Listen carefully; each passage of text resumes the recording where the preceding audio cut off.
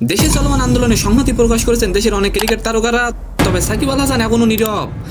Toronto ন্যাশনালের খেলা শেষে gallery থেকে এক বাংলাদেশি তরুণ সাকিবকে বলেন চলমান এই কোটা আন্দোলন তিনি কেন নীরব। সাকিব রেগে বলেন দেশের জন্য আপনি কি করেছেন।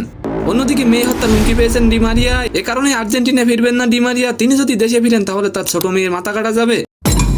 সালাম নমস্কার দোস্ত। বাংলাদেশ ক্রিকেটের পরিচিত মুখ সাকিব আল হাসান ও তামিম ইকবালের গুরু হিসেবে পরিচিত নাজমুল আবেদিন ফাহিম কোটা সংস্কার আন্দোলনে একতা প্রকাশ করে তিনি তার ফেসবুক প্রোফাইল লাল রঙের দিয়েছেন।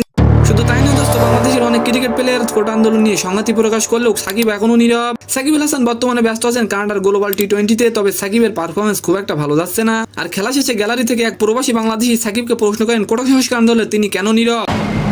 জবাবে সাকিব আল হাসান বলেন আপনি দেশের জন্য কি করেছেন।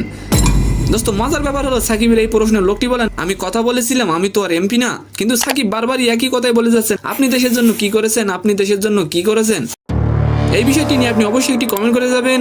আর এবার আলোচনা করবো বুলেট বিদ্ধ শুকরের একটি মাথা হুমকি হিসেবে আনল দি মারিয়ার পারিবারিক ব্যবসা প্রতিষ্ঠানে পাঠানো হয়েছে, সাথে একটি চিরকুটও যেখানে বলা হয়েছে আমি যদি আর্জেন্টিনায় ফিরে যাই তাহলে পরবর্তী মাথাটি হবে আমার ছোট মেয়ে পিয়ার। ডিমারিয়া বলেন আমি দেশে ফিরবো না, ওরা আমার পরিবারের দিকে হাত বাড়িয়েছে, আমি কোনোভাবেই সেটা হতে দিব না। তো সম্মানিত দর্শক, আজকের ভিডিওটি কেমন লাগলো অবশ্যই কমেন্ট বক্সে জানাবেন। আর ভিডিওটি যদি ভালো লাগে অবশ্যই একটি লাইক দিয়ে আমাদের চ্যানেলটিকে সাবস্ক্রাইব করে দিবেন। ধন্যবাদ।